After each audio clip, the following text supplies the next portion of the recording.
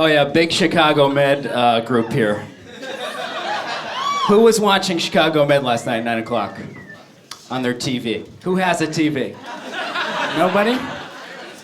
Finally I get on TV and people are like, TV? What do you mean TV? TV.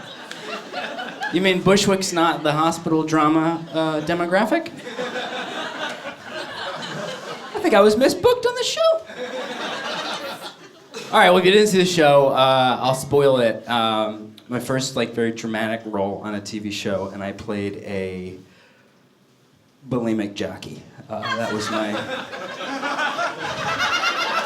a jockey who's bulimic. You can't even. I think you get tinier than jockey. They managed to.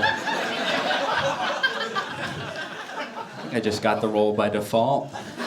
It was a good switch, though, because I usually get typecast as the anorexic elf. So that was a good... switch it up. I'm a tiny guy! Any other tiny people in here? Any teenies in here? Oh, those shrills. Our voices are like dog whistles. We can only hear each other.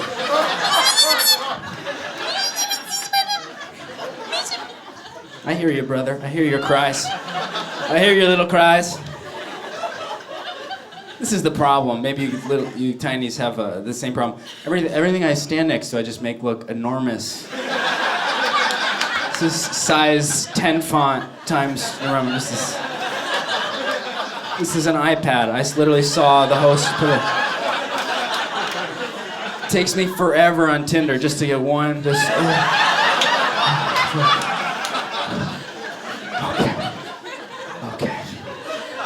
Okay. I'm never gonna meet anybody. This is literally just an office desk fan, just a standard. This is a woman's bracelet here. I just saw her. I can't go to Zales. I can't go to Jared's. This is the most common question I get, though. People are always like, "Tyler, you're so tiny. Are your parents tiny too?" I'm always like, "You're so ignorant. Are your parents ignorant?" I guess I'm right in between my parents, because my dad is 5'5" and my mom is field mouse. Are my parents tiny? No, they're fucking 7'5". My dad just came a little bit. How do you think this happened? Oh, that's a sure. Well, that's just a little bit. Oh.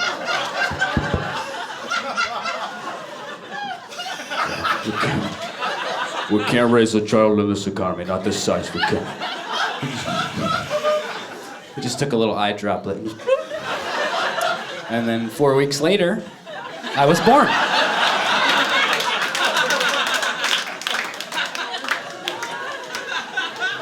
I'm 8 months premature. So. You guys are not such a fun crowd. I heard a snort up in the balcony. Whoop, whoop. You guys have what I like to call resting NPR face. It's funny. I'm gonna fact check it when I get home really quick. I'm gonna fact check that. Fact check. Right after the farmer's market, I'm gonna fact check it. Man, I'm not gonna talk about Donald Trump tonight because everyone else has been doing it, but I will do an impression of him instead. I can't get him out of my head. I can't get the guy's voice out of my head. He's say what you will, he's a fascinating person who feels like he has ties to everybody and everything in the entire world. So I always like to imagine what it would be like if Donald Trump existed at different times throughout history. Okay, these are great people. These are fantastic people. I'm talking about the Pilgrims, okay? I had a great lunch with the Pilgrims yesterday, okay? We shot and killed our own lunch. We killed a turkey and 3,000 Indians, okay? No, Indians love me, okay? I could shoot an Indian, okay, in the middle of a Great Plain during rush hour. They love me. I built them so many wigwams, okay? These are great structures, okay? Nobody's talking about the Aztecs, okay? I've practically built all of their adobes. These are good structures, okay? This is good clay. This is good, the best clay, basically. There's more. Yeah, there's a lot more. There's a lot more. The crooked media, okay? The spreading lies, the saying that I know Pharaoh. I don't know Pharaoh, okay? I've never even met the guy, okay? I've never even been to Egypt, okay? By the way, this guy's running one of the biggest pyramid schemes in history, okay?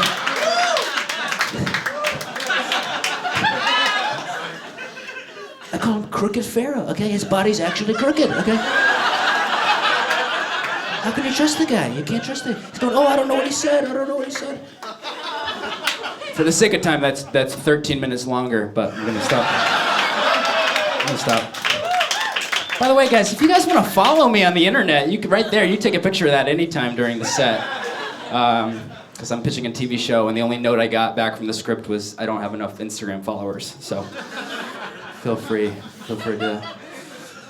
Thanks for coming out, saying no to Netflix tonight. It was nice of you. I've never met a single person that pays for their own Netflix account. How does that company make any profit? We're just cool? Would they just find us stealing the entire service? Do you know how weird it would be if any other company operated under the Netflix model? You go to like a fancy restaurant, you go to pay your bill, they're like, no sir, it's all been taken care of. It's all. Really? Who paid for my meal? Let's see here, your ex-girlfriend's parents. Barthen. Yeah, it says they ate here once in March. Now anybody they know can have a free meal. I'm an actor, so I get compared with a lot of celebrities. I think the most offensive one I got was recently. I was on a Tinder date. I'd ask who's on Tinder in here, but I recognize 100% of you. So, I just quit Tinder, and I realized how addicted I was. I'm literally just going up to women now and just swiping their faces. Sorry, sir. Sorry. But this girl, I was walking her home. She looks at me. She goes, Tyler, when I'm with you, I feel like I'm in a Woody Allen film. That's not good. It's not a good thing.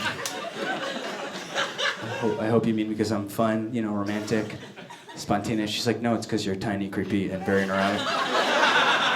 I didn't even know what the hell to say to that. I was just like, I mean, how can you say that? I mean, we just met. I feel like you don't even know me. Where are you going? I'm down here. I'm 5'5". I can't even see. Look, you're a knockout. You're a real knockout. I can't even see you. Do you mind if I just, bro, for 1 second, just for one, let me just, fucking Christ, I just need you all have them. Why can't, so, and now I can see you, Look, you're a knockout. You're giving me an existential crisis, I don't even have an ending for this joke, There's no punchlines in life. We just die and that's it. So it's. I'm sorry I grabbed your face. I usually, prefer a much younger Asian woman. But you're the only one there. Not my words. Not my words. It's the Tinder, man. I'm just fucking around.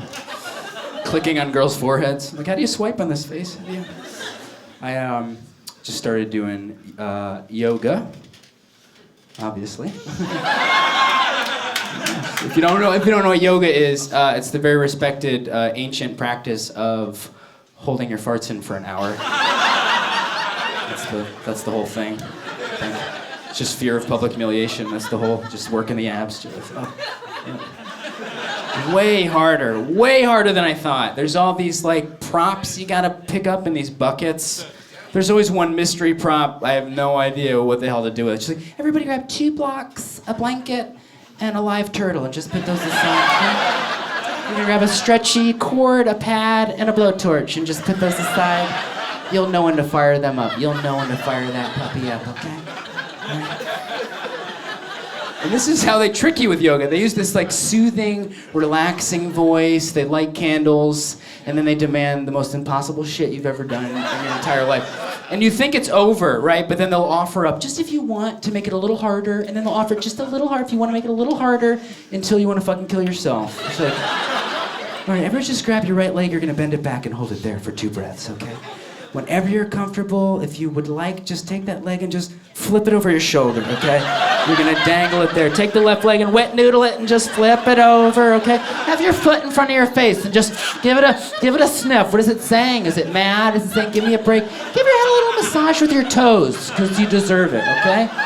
If you're comfortable, hang out. If you want to push it, find yourself into a handstand, because that's easy. You're gonna hold it there for 30 breaths, okay? If you're comfortable, stay. If you want to push it, levitate off the ground just an inch. Don't go crazy. It's a beginner class, all right? If you're comfy, just float around the room, maybe go up the walls, hang from the rafters. If you're feeling tight, make a small incision with the corner of your wooden block.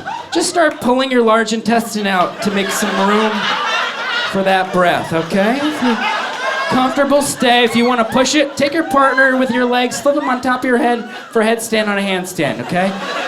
If you're comfy, if you want to make it worth your while, walk your partner out of the room, down the stairs, get on the A train. You're going to go to JFK, get on a small propeller plane. You're going to fly to the base of Mount Vesuvius, okay? You're going to climb to the summit, blindfolded in a straitjacket, just using your pinkies. Isolate that core, all right?